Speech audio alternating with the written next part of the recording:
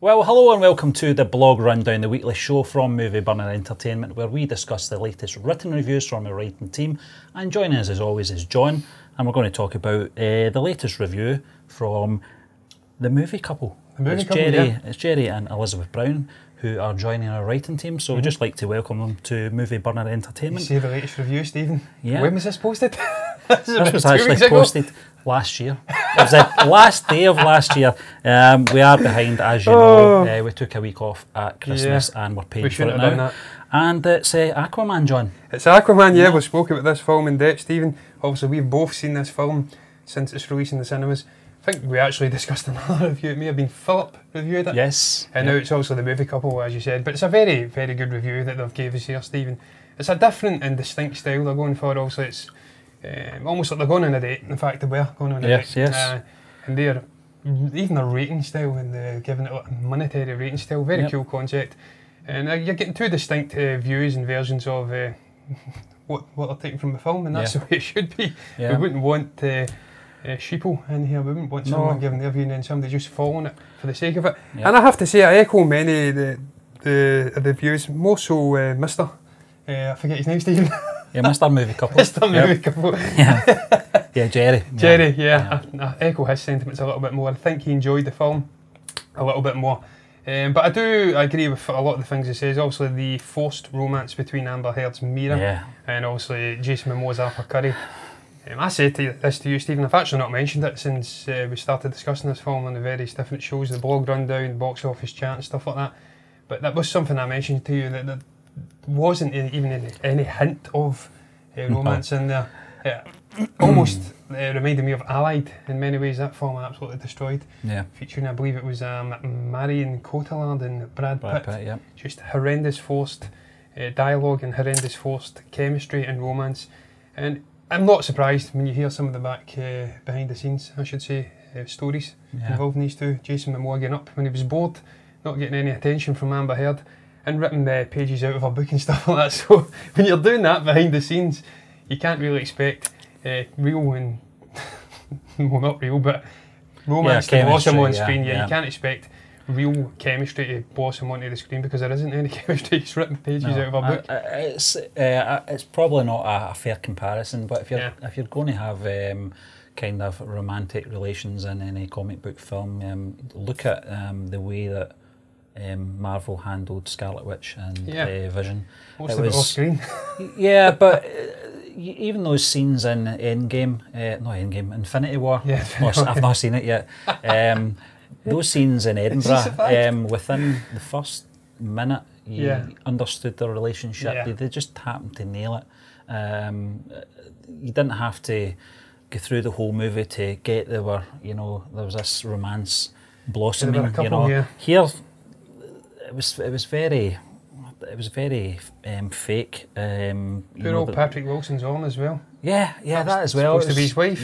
Wife to be. It was bizarre. And he's ditched. This was an angle we didn't really get into any depths with when we were talking about the previous review and on box office chat, etc.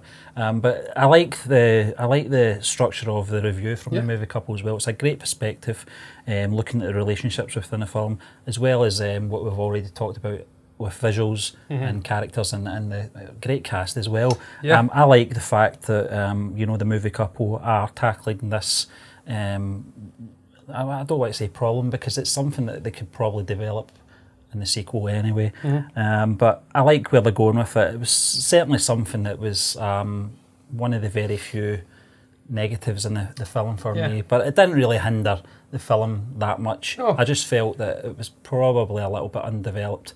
Or possibly the chemistry just wasn't working, but we'll see where it goes. If there is going to be a sequel, who am I kidding? Yeah, absolutely. And of course, Jerry is also coming at this from a bit of experience as well with the comics. He does mention that in his review, that he has been familiar with the character from old comics through to new 30 or 52 to DC rebuff. So this is a rare perspective of someone that actually knows the character from the comics, because I don't know him. I don't believe know him, Steve. No. But we do know that he was a figure of fun in the comic book runs. The geeks didn't seem to like the character. He was a bit of a joke. She's seen it in Big Bang Theory, I believe, as well. And they've also transformed this character into a slightly different iteration with Jason Momoa, the towering 6'4", whatever the hell he is, big muscular figure.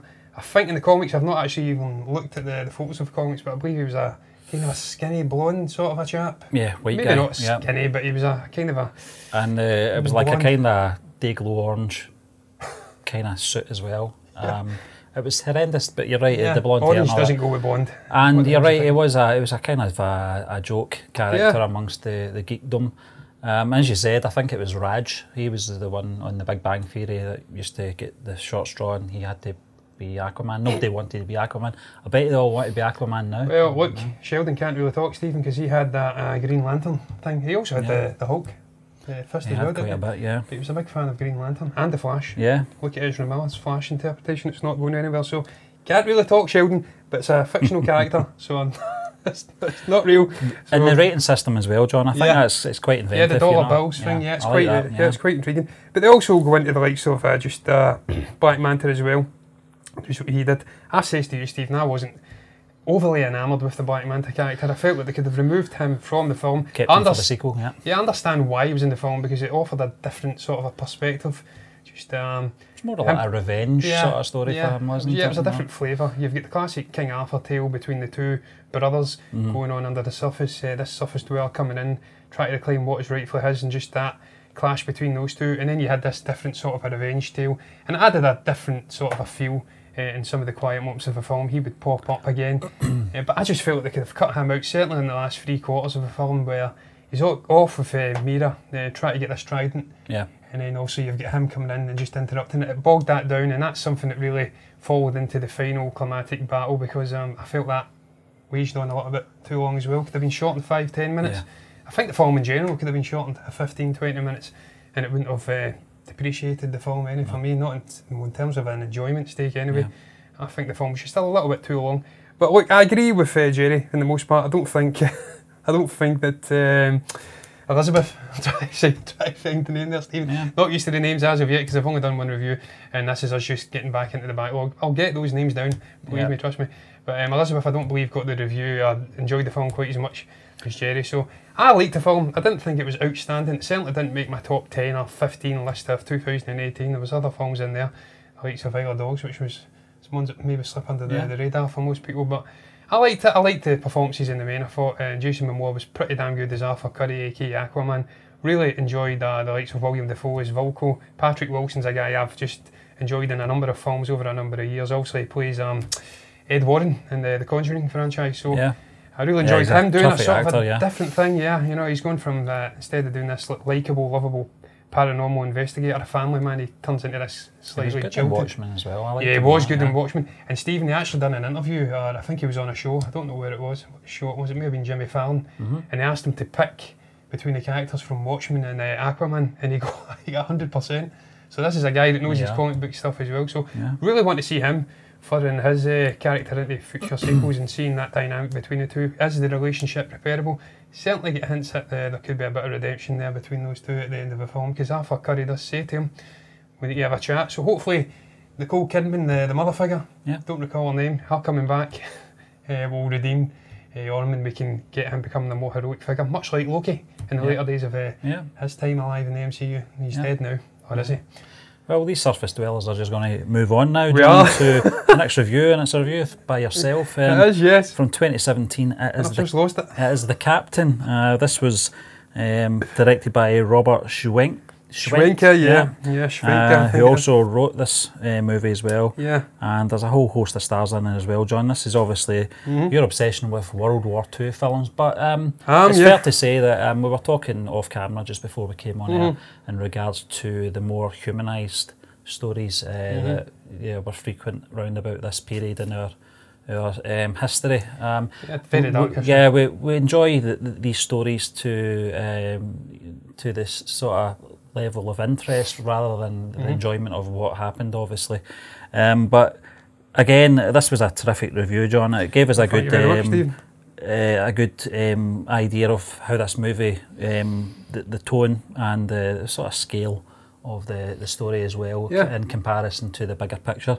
I thoroughly enjoyed it. It's certainly a film that I do want to see after reading the review. As you know, I like my World War II movies as well. Downfall. What was the other one we were talking about? The one I liked with Cillian Murphy. Anthropoid.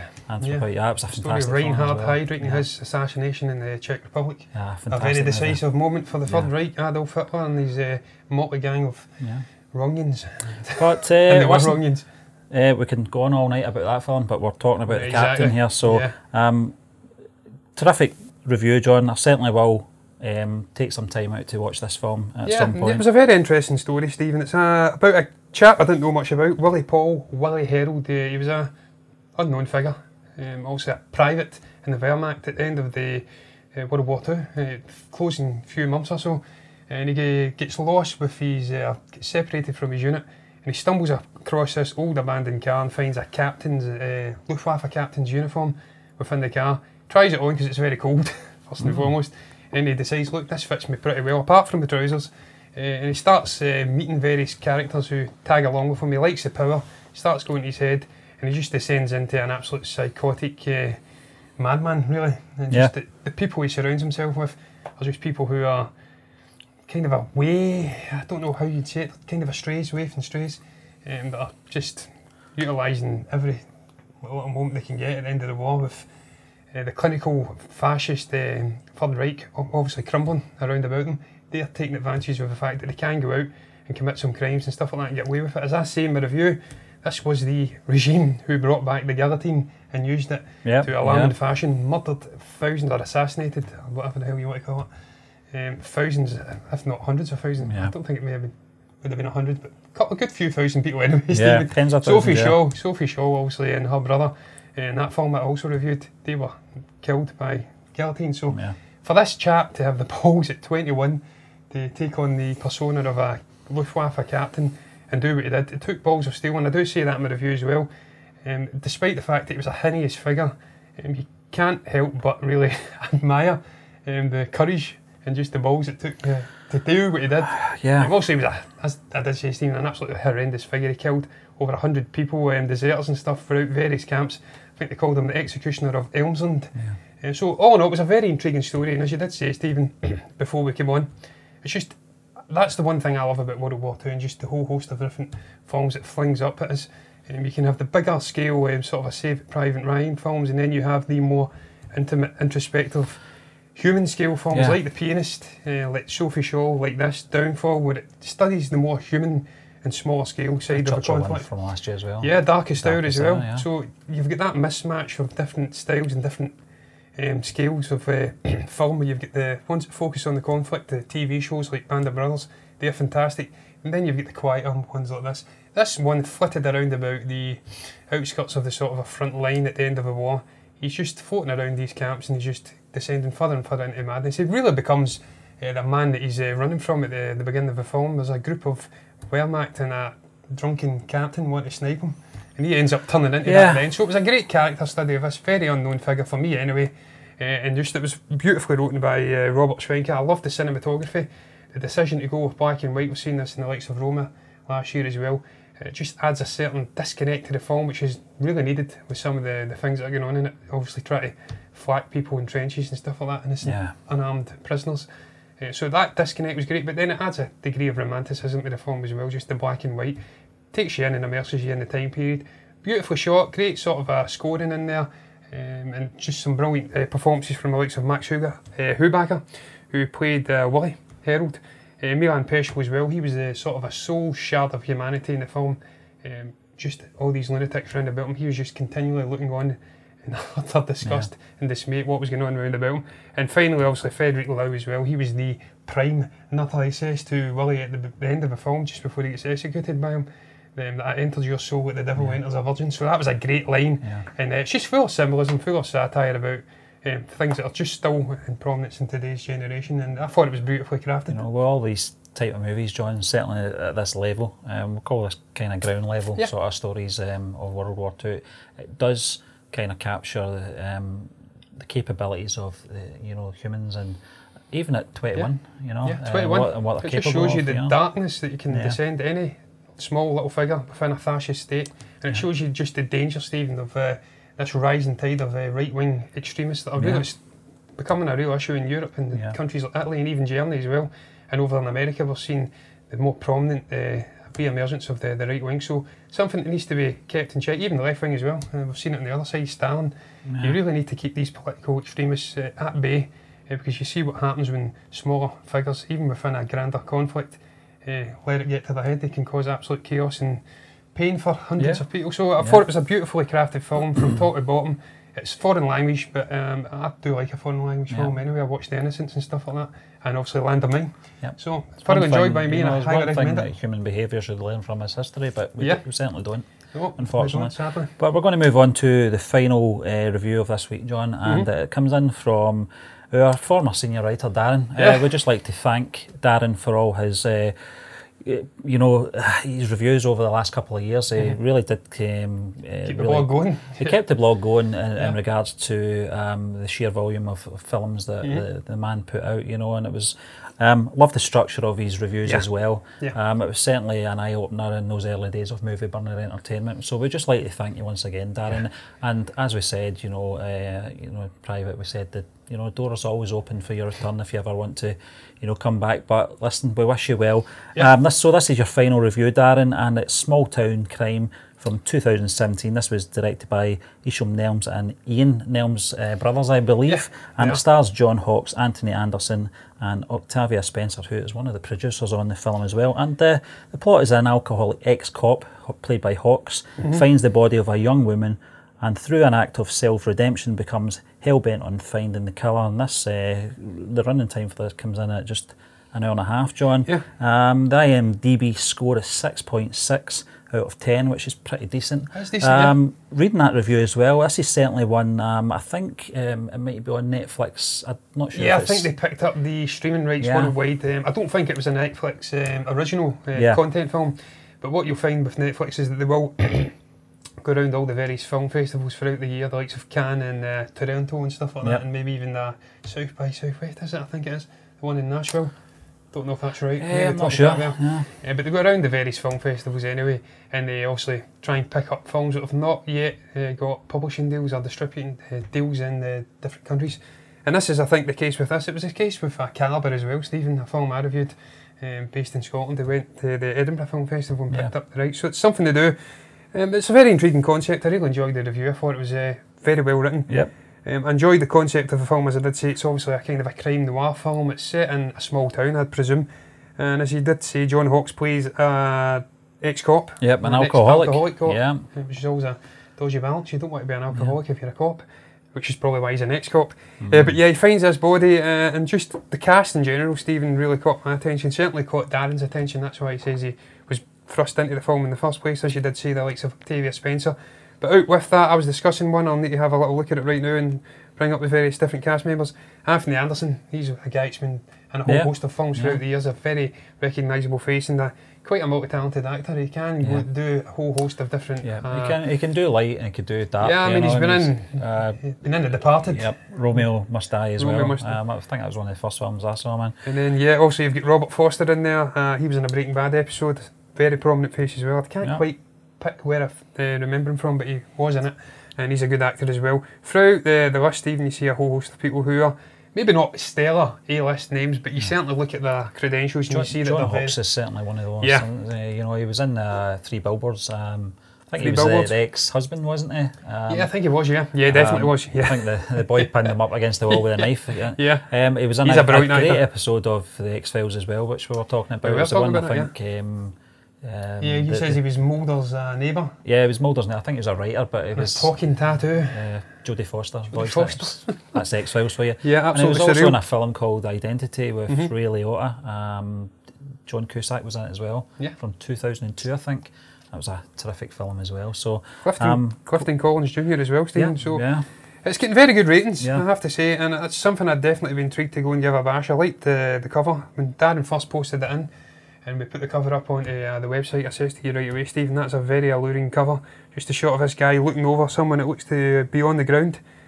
beautifully juxtaposed with the background of the darkness and stuff like that, and it's a beautifully crafted cover. It's got that noir feel as well. I was going to say, Darren does ask the question, what, you know, why are these movies not getting made as much now? I don't know. And I said it's very much like westerns now. You know, it's becoming a. You just need to get that not a thing of the past, but I think it's something. You always have these resurgences of certain genres. I think film noir has got a place in the world. You just need to get the right filmmaker, the right writer in place who's passionate about the genre, and then he'll be bringing it back into prominence. I'm pretty sure of that. But I like the fact that he says that it doesn't dwell too much on the John Hawkes character's backstory. It slowly fleshes it out as the plot goes through. And the fact that he's connected to Octavia Spencer, I believe it's his brother and sister. So I like that as well. I don't like them giving everything away in these backstories. I like to see every now and again a story play out before your eyes and you get surprises and stuff like that. That's always a nice thing. He says it's gritty, it's played straight, and it's at times brutal. That's something that's right up my street. So look, all in all, I would definitely give this a bash, man. It looks a very intriguing concept. He says it's little left of centre. It's not Hollywood or popcorn at all. There's nothing wrong with that. You know, you've got a whole host of different films out there, and certainly there's a market for everyone and a market for every film, and I like a whole host of different films, man. So I give it a bash. Rates it at 8 out of 10 as well, so thanks very much for that, Darren. But listen, that just brings us to the end of this week's blog rundown. We'd just like to thank you once again for tuning in, and we will be back again tomorrow with the Force Friday show.